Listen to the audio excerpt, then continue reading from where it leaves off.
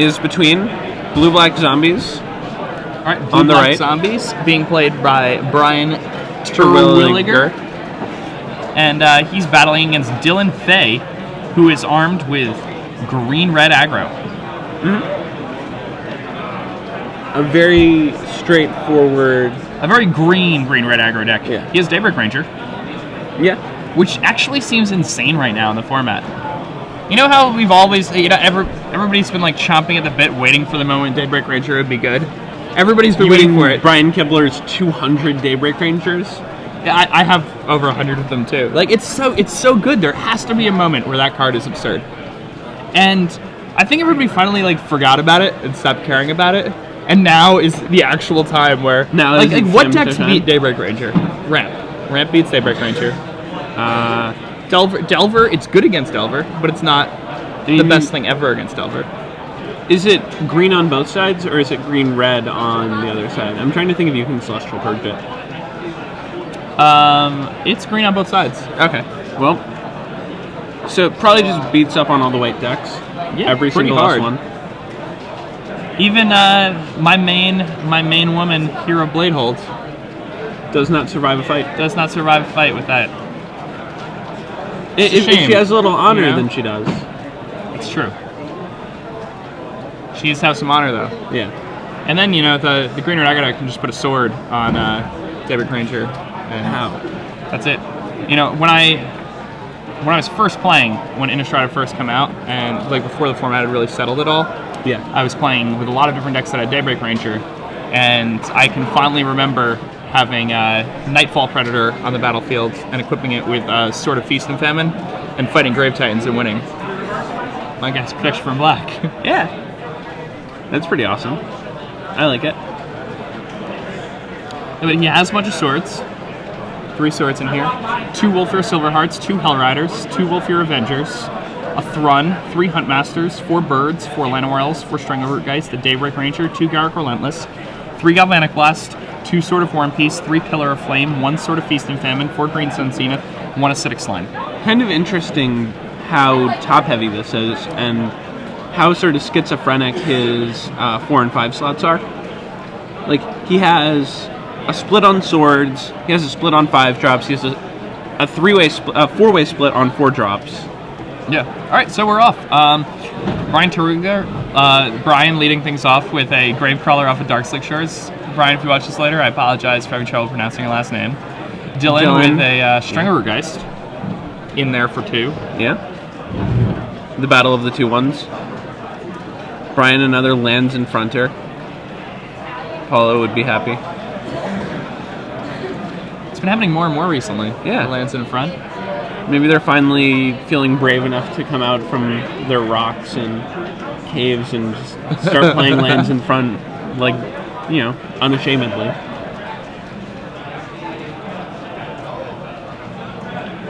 $18 all after an attack from Dylan Fay. 2-1s trading hits. Or 16 for Brian. 18, yeah. And Dylan just getting right up there with all of these ramp cards. Yeah, and immediately threatening to put down some 5 drops in the very next turn.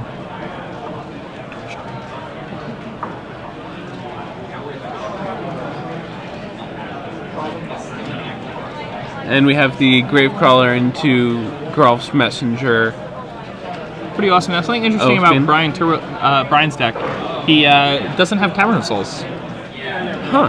Which is pretty surprising to me. I think like Cavern casting Grolf's Messenger is one of the things most attractive about zombies right now. Yeah, the thing is, he has 4 Phantasmal Image, he has 2 Obliterators, 2 Fume Spitters, 3 Lilianas. Oh, so yeah, he's a very different deck. Verdict. I didn't see the list. Yeah. Okay. He has a lot of black heavy stuff, and he sideboards into Smitty would be proud. 3 Blood Artist and 3 Killing Wave. The kamikaze deck that Smitty wrote about on Star City Games on the select side, where you basically use Killing Wave as a way to bin your team and basically shrapnel blast them using Blood Artist's triggers. Seems reasonable. Yeah. Not sure if we'll see that in this matchup. Meanwhile, we have Phyrexian Obliterator coming down. That's going to put the brakes on just about any attack. That seems like a good card to match up against Wolfir Silverheart. Yes, it is. Interesting. Sacrifice 6 permanents, please. So Dylan here is going to have to, another Wolfir Silverheart can make that bird bigger. Maybe he made a little bit of a mistake by pumping up the Stranglergeist instead of the bird. Yeah, very possible. That's it's something that I think people don't recognize enough, is just how strong a 4/5 Bird of Paradise is. Yeah. The whole flying thing, really underrated. Really good right now. You don't have to deal with the ground stalls of 6/6s battling 8/8s. Yeah, now he could Green Sun for 5, get another Wolfir Silverheart, and make the bird really big. So chooses to go with a Hellrider. And that... What's that do? Is going to... Oh, it looks like Ping Brian for 1, that Hellrider, and then the next turn he'll be able to attack for lethal even through the Obliterator. Yeah.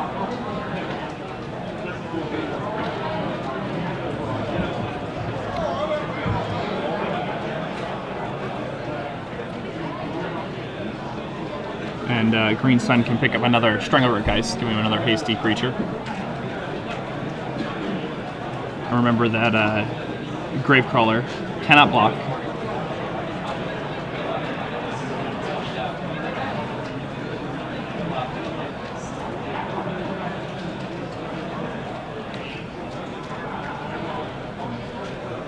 Yeah. Now, Liliana. Not the best thing right now, but... actually, Plus Liliana... one's it. Huh. I mean, the problem with the -2 is that Dylan can just sacrifice Stranglergeist and then break the bond between Stranglergeist and Wolfir Silverheart. Correct. And then that creates a world of things that can happen. Right.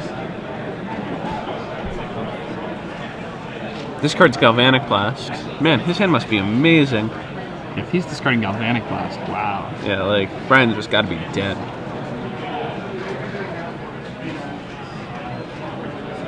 Ah, yes. Kessig Wolfrun.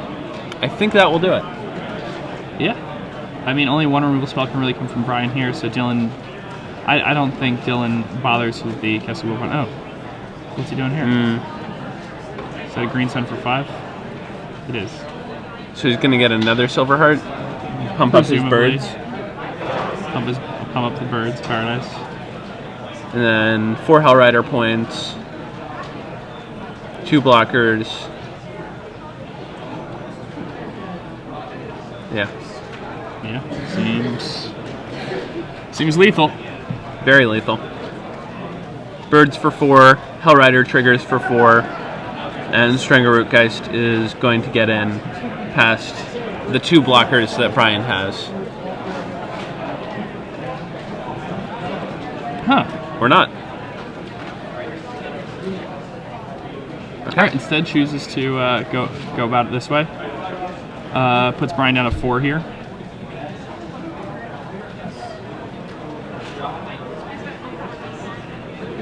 Those Wolfir Silverhearts, man. These guys are big. Yeah. So big. 8/8s. Forces of nature. Man, I remember when Force of Nature cost 1 more mana and required you to pay for every turn just to keep around. Yeah, Trample, man. That card was OP. I mean, that Silverheart can have Trample too. You just activate your Kessig Wolfrun. Yeah.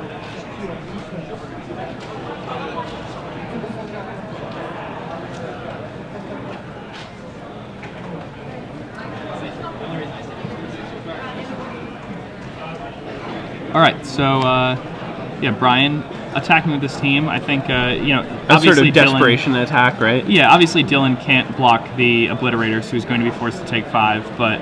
And then another he 2 from just, Messenger. Yeah, at this point, the game is completely over. Dylan can just swing in with everybody the next turn, and then he's going to be able to take it down. So just a super kamikaze attack. Yep, nothing. And Brian packs it in the next game. Brian just dead to the 4/5 birds. knows it. Yeah, and Yeah. the game could have gone even faster. Add 4 or 5 birds, be made right away. Yeah. Looking at these sideboards here, Dylan against the Zombies deck is going to have access to Garruk Primal Hunter. It's a pretty good one. Arc Trail, also a nice card. 3 Arc Trails, jeez. Yeah, that's really good. Batterskull's pretty good here too. You like Wolfear Avenger? Like the thing is, a lot of their stuff, like Diregraph Ghoul, Gravecrawler, is 2X's. So like you could just come down and eat their 1-drop, but I'm not sure if you want it against like their captains and messengers. Yeah, and it's just it does regenerate, which is sort of an upside. Yeah, the regenerate though isn't as good as one might think because the removal the blue black zombies deck has is Tragic Slip and Gith Verdict, which both kill it anyway. That's true. And Liliana. I think he might want to bring in a copy or 2 of Zell's Conscripts, stealing Obliterator. Obliterator is really the wall that Dylan is worried about. Like the zombies decks previous to the new set would beat like green red aggro or ramp decks strictly on the back of Obliterator. Yeah. But I remember at some point people got so frustrated that they started boarding in Rack with Madness just to like have Obliterator deal 5 to itself. Yeah, and then make them 5 permanents. Yeah. But yeah, I don't know if we're going to get to. Given how Game 1 played, I would personally board in the Blood Artists and Killing Waves, just because like I think you have to. You're like, stalling out so much, and you're going to trade off a bunch, so that's going to come into play. Yeah, I mean, if you want that against any deck, this is the deck you want that against. Yeah. So we'll have to see how this goes here. What do you board Porcelain Legionnaire in against? This? The Mirror.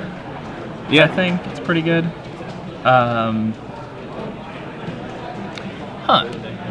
Porcelain Legionnaire is also really good against red-white humans. Yeah. It doesn't strike me as a sideboard card, though.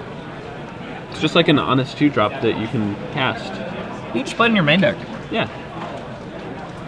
But I mean, also, like, having 2 Porcelain Legionnaires, like, he has a lot of cards that are just, like, really bad in some matchups, where he might not have any cards to bring in.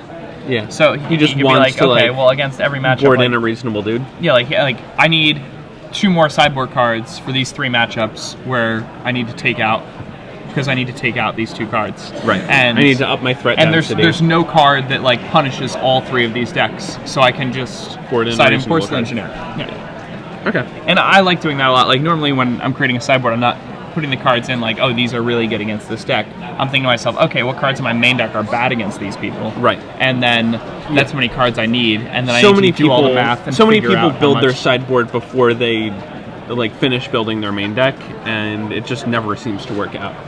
You can't do that.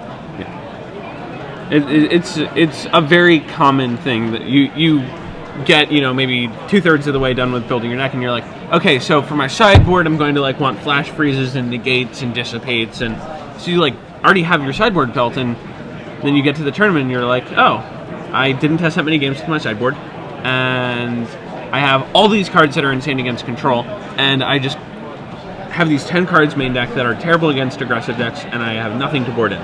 Exactly. And I think, you don't even need, like, testing's important, and obviously it helps. But as long as you've created your sideboard in a way where you know how many cards you need to take out in every matchup, and you have that many cards to bring in the according matchups, playtesting is whatever.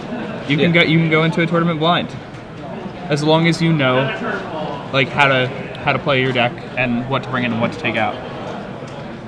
Playing it will just make you more comfortable. Right. I agree.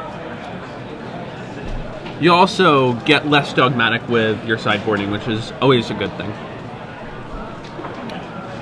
Yeah, when somebody's sitting there thinking while they're sideboarding, it's usually a bad thing. They're going to make a wrong decision somewhere. It looks like Brian's going to 6, I'm not sure. Yeah, I mean, they might both just be shuffling right now. Oh, yeah.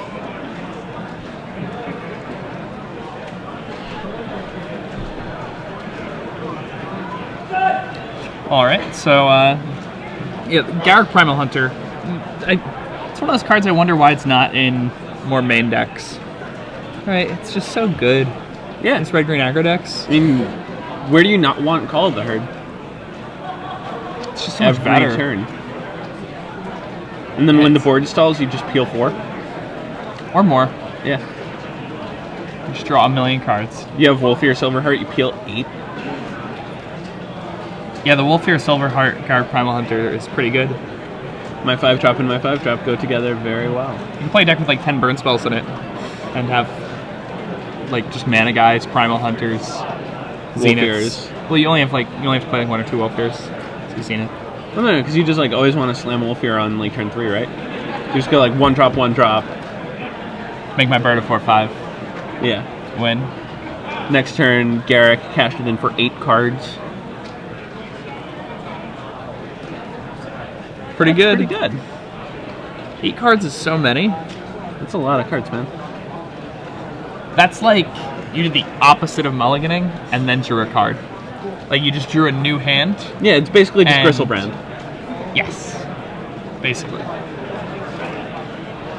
Pretty insane. Yeah, I would love to watch that deck. So, have we been Gristlebranding with Necrotic Ooze yet? Has anybody been doing that? No, I really want them to do it. Good afternoon, players. Alright, Pillar of Flame, dealing with that Gravecrawler. Pretty splendidly. Yeah. If you and a buddy Pillar's a good card. I agree. Build 2 decks and play 4 rounds. Come see me up here at the stage. Another Gravecrawler from Brian. And Dylan, looking to have a hand with a good amount of land. It's one of the argument parts about when you're playing these green red aggro decks, keeping a 4-lander is usually pretty bad. Yeah.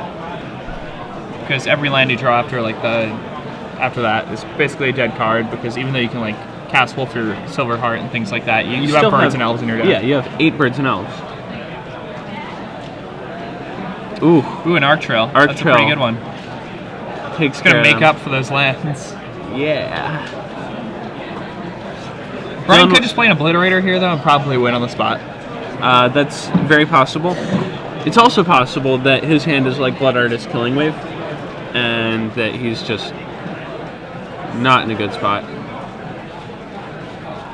Yeah, Mortar Pod, his best play on turn 4, with 1 card.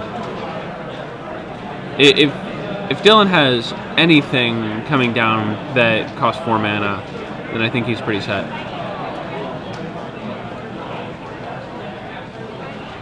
Oh, and okay, so I must have had that hand confused. He apparently only had a 3-lander and hasn't drawn lands, so it's pretty awesome for him. He does have at least a Birds of Paradise, probably more, in the way of mana production. Draws another Strangleroot Geist. Yeah, I'm surprised he chose to play the Strangleroot Geist last turn, and this turn opted for a different route. It seemed like, if anything, it was like better to do it this turn now. Yeah, and so it gets shot this turn. And he's going to cast Sword of War and Peace. Why would he keep that in? I don't know. It's that is a card that I would put on my shopping block. All right, so a Diregraph Captain comes down and picks up that Mortar Pod. I mean, it's a nice Volshock Morningstar, but it's not necessarily a great card for your deck. Players in Legacy Winterbox number 1, please come see me up here at the stage. Shoot it with Death Touch. It has Death Touch. Does it have Death Touch? Or does it Mortar Pod give other...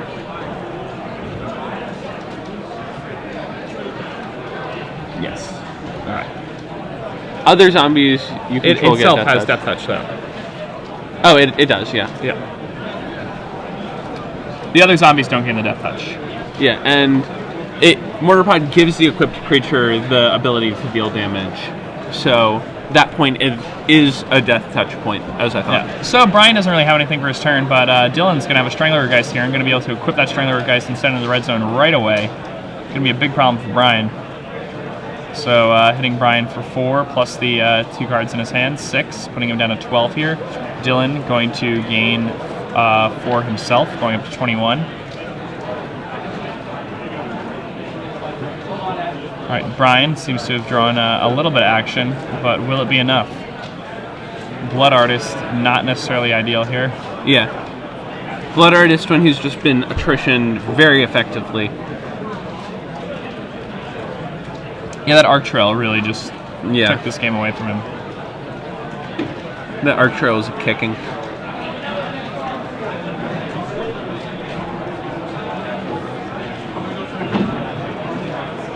And so, also the Diregraph Captain, when it came down and picked up the Mortar Pod right away, it could have come down and returned a Diregraph Ghoul instead, or rather a Gravecrawler instead. Ooh, yeah, that's true. Which probably would have been better. Well, no. Oh, okay, Oh, Black yeah, Sun's 'cause unit, pretty strong. Yeah, because One was they got promoted, the Arc other Trail. one was- Yeah. Alright, so this Strangler is going to come back. Brian's still in a really rough spot, even after being able to wipe the board. Wipe the board is a bit of a misnomer. Really, what he did was battle growth his opponent's creature and kill a bird. Yeah. Black Sun's unit's not you quite the have to. impressive. Yeah, but it is frustrating to play against Undying when you're just peeling your card and you're like, oh, yep, nope, that doesn't do anything. Yeah, I mean, Undying is a pretty obnoxious mechanic to play against, Yeah. especially when you don't have guys on the table. Right. It's the best way to beat an Undying creature is just have bigger creatures. Correct. Which is what Wizards Sword has gets been picked doing. up.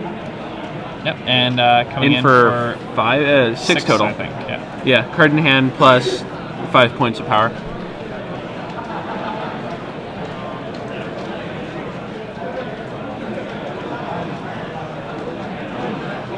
And can Brian find a way out of this game? Is that a Liliana? That's a land. And it doesn't look like... I mean, at this point, I feel like he's just flooded and... Yeah. He has drawn 5 spells all game, plus whatever this is, to 7 lands. It may just be nothing. This may be a bluff. Unfortunately, a bluff is not very good when your opponent Has you dead on board. has you dead on board, yeah. Well, not quite dead on board. He just has to have literally anything else. Which I'm sure he does. Yeah. He missed the land drop. This would be really awkward if this was Tragic Slip, right?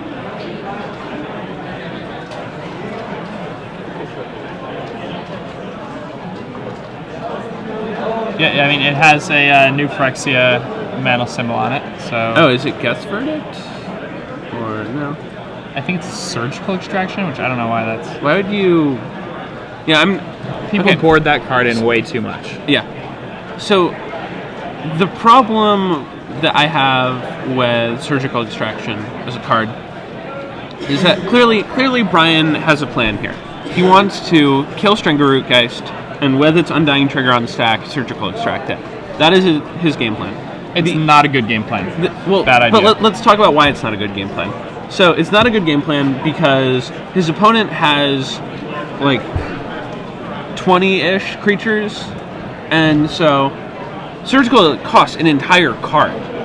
Yeah, so, he's using 2 cards and presumably quite a bit of life to deal with a 2-mana creature of his opponent's. Right. And if his opponent doesn't have that one 2-mana creature or doesn't have a draw that's largely dependent on that 2-mana creature, then he ends up with dead cards in hand. Right. He never And there it is. has So, to okay. battle So, at the end of the game there, Stranglerootgeist. Dylan, Brian didn't have anything, was just flooded. Dylan, with the Zealous Conscripts, to attack for lethal. Yeah, able to just attack for lethal. And we were just explaining how Surgical Extraction is a card that, you see it in a lot of people's sideboards.